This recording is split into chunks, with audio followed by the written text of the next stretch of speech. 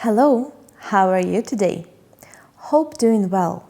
As far as I'm concerned, I'm fine, and I'd like to walk you through the lesson where we'll look together at how we can teach grammar. While you watch my lesson, I want you to look closer at how I present the questions, starting with how much and how many stage by stage. We'll get back together soon and discuss it more.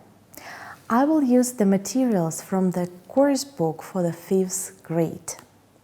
As for now, follow me and welcome to my lesson. Hello everyone, how are you today? Let's start our lesson. Look at the picture. This is Emir. What do you think his job is? He is a director of a big company. Do people respect him? Yes. He is a big cheese. If someone is a very important person, do we call him a big cheese? Right. So Emir is a big cheese. He is a very important person.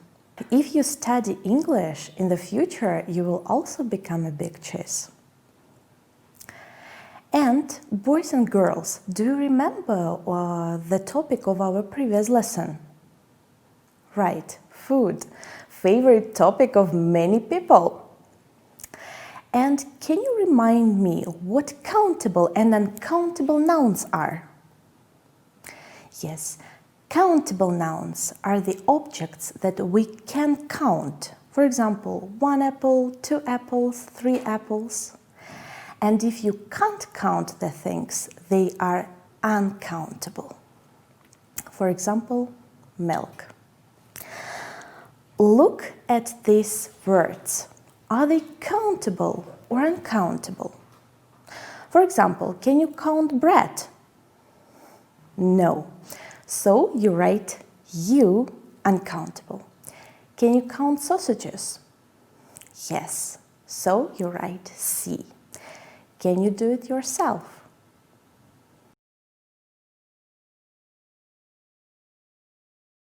Okay. Now let's check it together.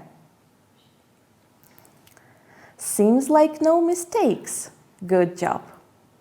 So now let me ask you a question. What is your favorite dish? And can you cook it? Good for you. Some dishes are really difficult to cook. For example, my favorite dish is lagman, but I don't know how to cook it. If I want to cook a dish, but I don't know how to make it, what do I do? Right, I can open a cookery book. Let's repeat it together. Cookery book. Cookery book. And can you spell it? C-O-O-K-E-R-Y.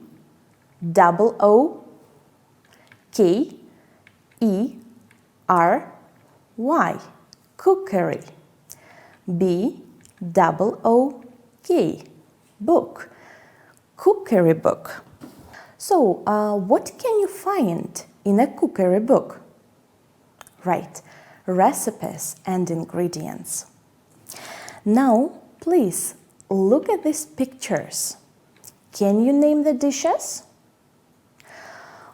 For example, number 1 is Monte. What about number 2? It's plov. What do you call the dish number 3? Right, besh barmak.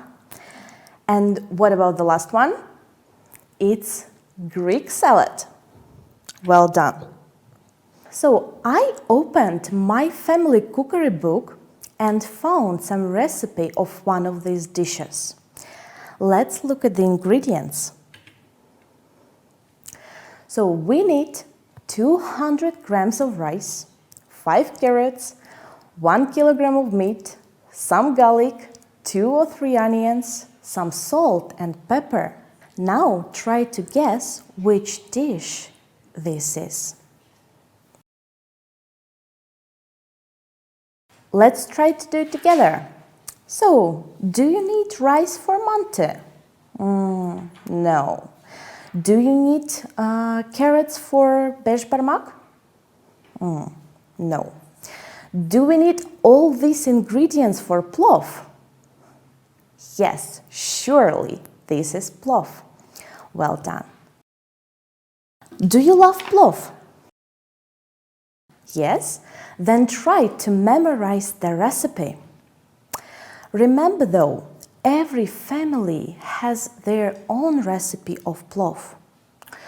After the lesson, ask your parents and grandparents about the ingredients. Maybe they know the secret one. By the way, what questions will you ask? Right, how much and how many? For example, can you count meat? No, it's uncountable. It means that you should ask how much meat do you need for plov? Let's repeat it together. How much meat do you need for plov? How much meat do you need for plov? Good. And can you count carrots? Yes, you can. It's countable noun. Can you make a question with how many and carrots? Good. How many carrots do we need for plov? How many carrots do we need for plov? So, what conclusion can we make? Do you remember the question about meat? Yes, how much meat do you need? It means that we use how much with uncountable nouns. What was the question about carrots? How many carrots do you need? So we use how many with countable nouns. Good job. Now, please look at the rest of ingredients and make questions with how much and how many.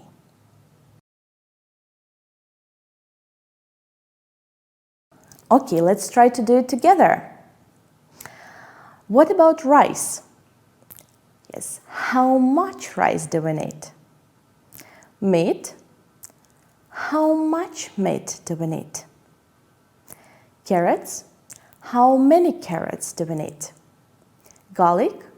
How much garlic do we need? Onions. How many onions do we need? Salt and pepper. How much salt and pepper do we need? Well done. And look at these questions. Your task is to complete them with how much and how many. For example, students. Can you count them? Yes, of course. So you ask how many students are there in your class. Now, can you do it yourself? Good. Look at the answers and check your ideas.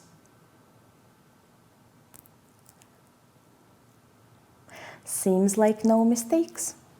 Well done. So, at home, think about your favorite dish. Make a list of ingredients, read the list to your friend, and ask him about his favorite dish. Help your mother and cook something tasty.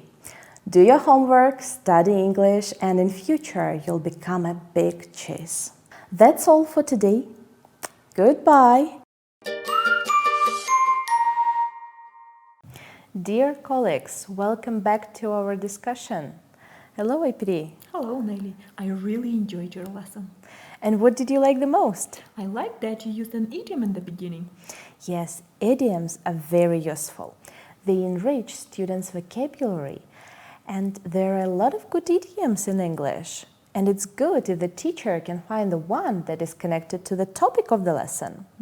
If you start with an idiom, it will introduce the theme and raise students' interest. I see. Thank you for the idea. And Nelly, today you taught some grammar. How many, how much, right? Yes, you're right. And why did you start with the dishes and ingredients, but not grammar presentation? Because I wanted to create some context to give my students the real-world examples of how and when grammar is used. That's a good point. One more question, Nelly. You always asked first your students and then gave the answer. Why? The teacher should always try to elicit the information from students rather than giving it to them straight away. It will motivate the students, involve them into the learning process, and encourage them to speak. I see. That's right. Good. So let's try and summarize all we have discussed today. So the first thing is that you can present the idiom to introduce the topic of the lesson. Second, teach the grammar through context, through eliciting information from your students. And the last one, involve your students into the learning process. That's a good point. Thank you, APD. Thank you, Nelly. Dear teachers, hope you've enjoyed our session today. If you have any questions, don't hesitate to contact us at our website. That's all for today. Goodbye. Bye.